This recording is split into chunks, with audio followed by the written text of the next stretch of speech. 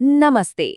आज के इस खास विश्लेषण में हम बात करने वाले हैं एक ऐसी ताकत की जो दुनिया के सबसे बड़े युद्ध और व्यापारिक सौदे जिता सकती है। जी हाँ, सूचनाओं का खेल और रणनीतिक सर्वज्ञता।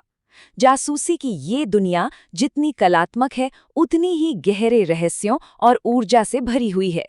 जरा सोचिए, महान भारतीय दार्शनिक चाणक्य यानी कौटिल्य ने 3री शताब्दी ईसा पूर्व में क्या कहा था कि शासक जासूसों के जरिए वैसे ही देखते हैं जैसे गायें सूंघ कर देखती हैं।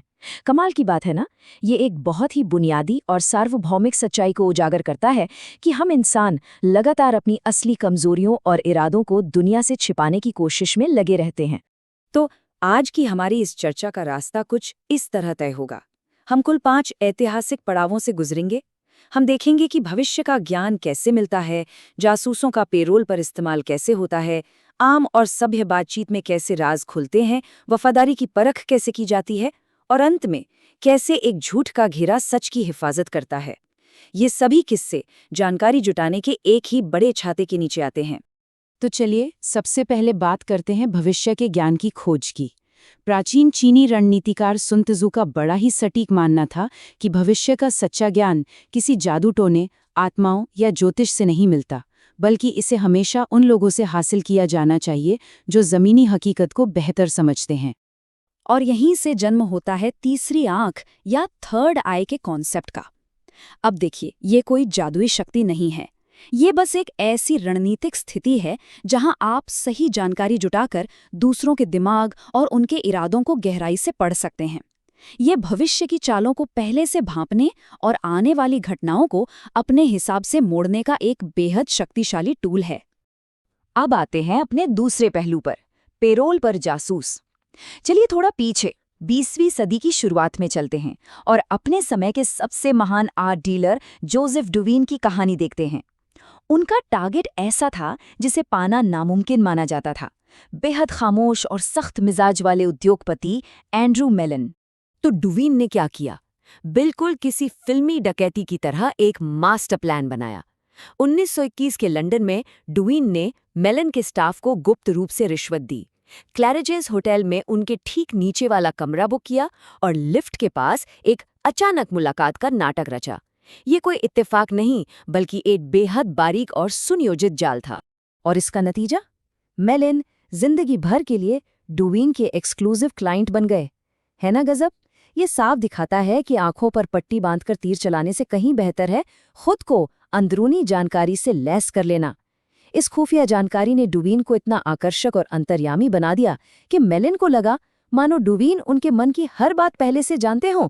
खैर, अब तीसरे हिस्से पर गौर करते हैं, सभ्य बातचीत में छिपे रहस्य। फ्रांसीसी राजनेता टैलियरैंड की तरकीबें हमें सिखाती हैं कि जानकारी के लिए एजेंटों पर निर्भर रहने से कहीं ज्यादा बेहतर है खुद ही एक माहिर जासूस बन जाना। जरा सोचिए, अगर आपसे कोई सीधे सीधे सवाल पूछे तो आप तुरंत अलर्ट हो जाएंगे और अपना बचाव करेंगे, है ना? टैलियरैंड ने इसी इंसानी फितरत को समझा।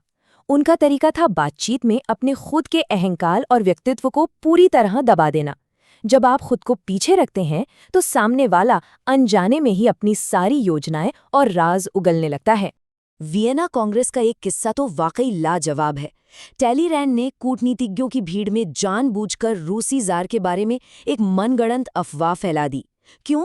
सिर्फ ये देखने के लिए कि वहां मौजूद लोगों की शारीरिक प्रतिक्रिया क्या होती है।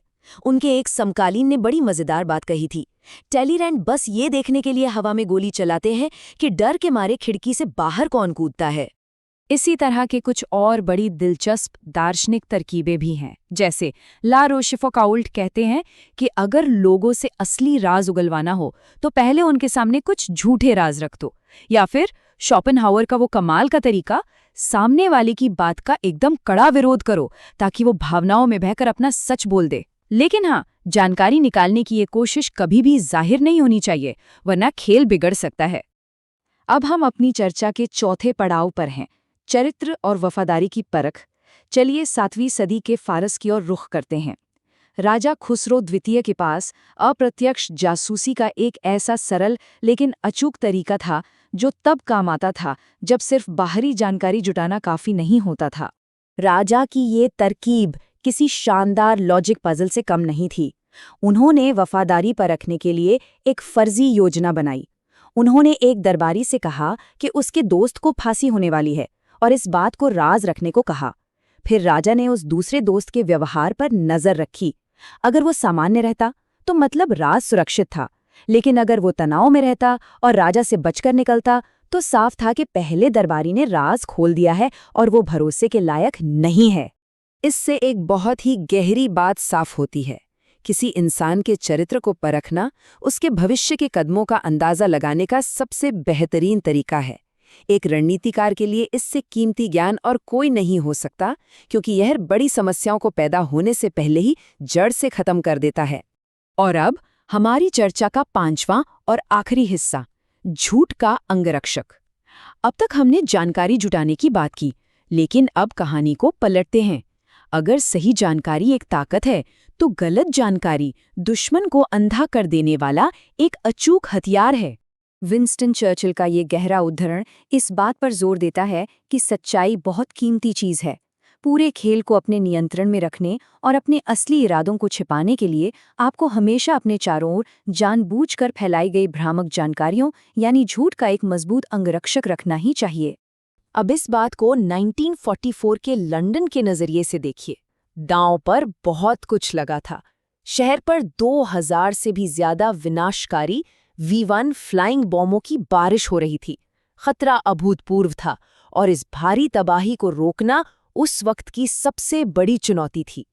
और यहीं पर इस कहानी का एक बड़ा ही आश्चर्यजनक और थोड़ा डार्क ह्यूमर वाला पहलू सामने आता है। अंग्रेजों ने पकड़े गए जर्मन जासूसों का इस्तेमाल करके नाजियों को जानबूझकर गलत कोऑर्डिनेट्स भेज दिए, और पता है इसका क्या नतीजा हुआ? बम घनी आबादी वाले शहर पर गिरने के बजाय दूर खाली मैदानों में बेचारी गायों पर गिरने लगे। दुश्मन को गलत जानकारी देकर पूरी तरह से अंधा कर दिया गया था। तो इस पूरे विश्लेषण के बाद एक बहुत ही अहम और विचारोत्तेजक सवाल हमारे सामने आता है। जब किसी शानदार महफिल में बड़े ही सभ्य तरीके से बातचीत हो रही हो और राज साझा किए जा रहे हों, तो असल में धागे कौन खींच रहा है?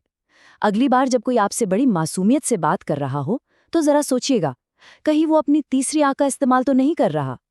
ये हमें सोचने पर मजबूर करता है कि हमारी रोजमर्रा की सामाजिक बातचीत के पीछे दरअसल कितने गहरे तंत्र काम कर रहे हैं। खैर, सोचने के लिए बहुत कुछ है।